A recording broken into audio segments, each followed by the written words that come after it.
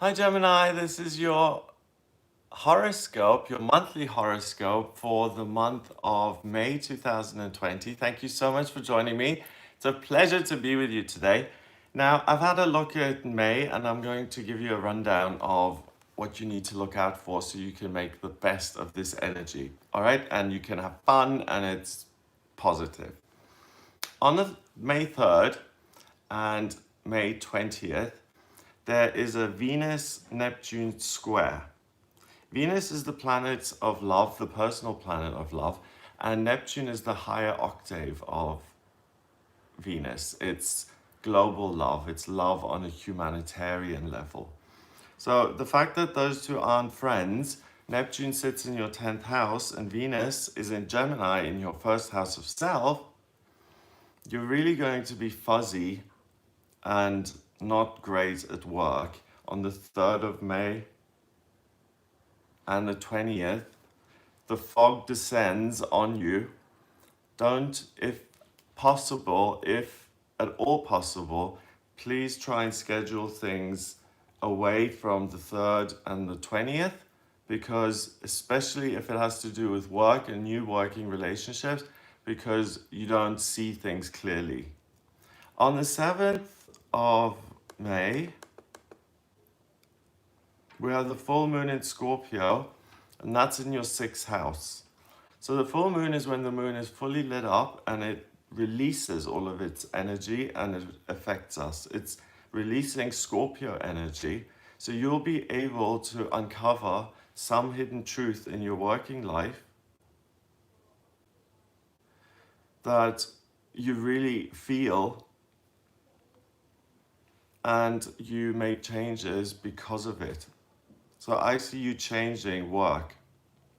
Most of you guys, Gemini, because it's fuzzy and Venus is in your first house of self in Gemini. So it's about, what do I love? What am I doing? Work isn't really the best area. I would, if at all possible, if you're still employed, I would keep things as they are, because later on in the month, on the 13th, Venus goes retrograde anyway. So Venus retrograde is not a good time to start new relationships, new businesses. So the Scorpio full moon gives you information. What is it that I really long to do? And then you've got the transiting midheaven, work, Uranus, chaos, and the unexpected, miraculous. The Sun, your identity, and Mercury, the communication planet, in your 12th house of spirituality. So by discovering this truth within yourself, I don't want to be a builder, I want to be an architect. That's your truth. You embrace your truth. All of those planets in your 12th are in Capricorn. You're able to put the work in to get your truth made.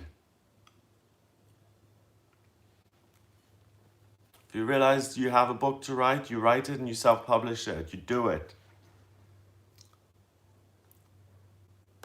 So being independent and discovering for yourself is much better than going externally to other people, asking questions, because you're just going to get fuzzy feedback. The best person to ask about what you're supposed to be doing is you this month, because spiritually, strength-wise, you're like the Incredible Hulk. On the 11th of May, Saturn retrogrades until the end of September.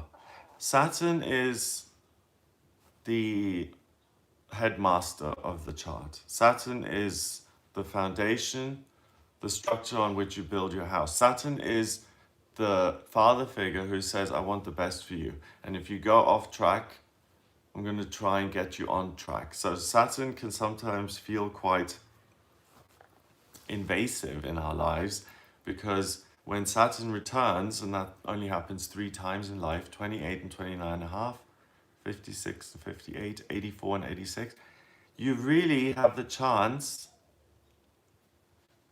to realize what you want to do. And Saturn going retrograde, the security And the stability comes from looking inside, not from going outside and looking out, look within. On the 12th, Mercury moves into the sign of Gemini.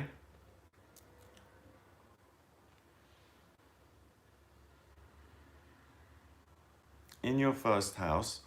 It stays there until the 29th when it goes into Cancer in your second house. So now you also have the communication in your sign of Gemini. So you're thinking completely clearly. You've uncovered this hidden truth. You're super practical. Now you're thinking clearly. You are the most blessed sign of the zodiac this month because you're really able to now manifest your hopes and dreams because you're crystal clear. When Mercury goes into Cancer on the 29th, you slide into June taking care of yourself financially because you will attain great financial gain if you take practical action this month. It's weird, I'm stuttering. It's almost like I'm not saying it, I'm just being told to say it. 13th of May, Mars goes into Pisces. Mars is the ambition planet. It's the masculine planet of drive and getting things done. So, motivation. He hates being in Pisces. He rules Aries, the first sign of the zodiac. Pisces is the last sign of the zodiac. So, Mars is sitting on your midheaven work in Pisces, and he's like, where do I go? Like, what am I doing? But with Neptune there, he can build a relationship to the higher realms and he can connect to something bigger, and that will give him will give her a sense of comfort and again clarity. So Mars even urges you to go the spiritual route. Mars never does that, hardly ever. Also on the 13th, this is really important. Venus goes retrograde until the 25th of June. Venus is in retrograde in your first house of self in Gemini. So, if you can possibly avoid it, please don't get into a new romantic relationship. Please don't buy a new house. Please don't start a new business. Please don't put all your love into something and create it during a Venus retrograde because it's going to go bust. It's not going to work. Venus retrograde is a big thing. It doesn't happen every year. And when it does happen, you have this veil put over your eyes and you really don't see that what you love right in this moment isn't what you would normally love when Venus goes direct again. So when Venus is direct, you're like, I've wasted all that time now and I've got to get rid of all this. So don't waste your time in the first place.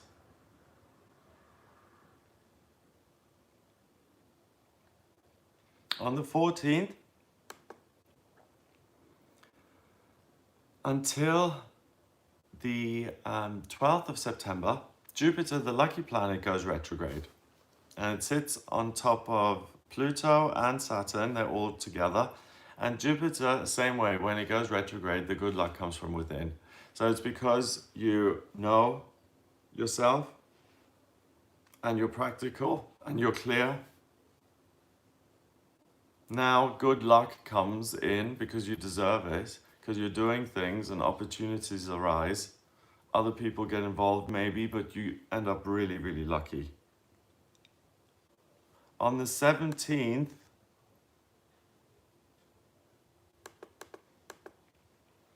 Jupiter trines the Sun, so it makes friends with the Sun.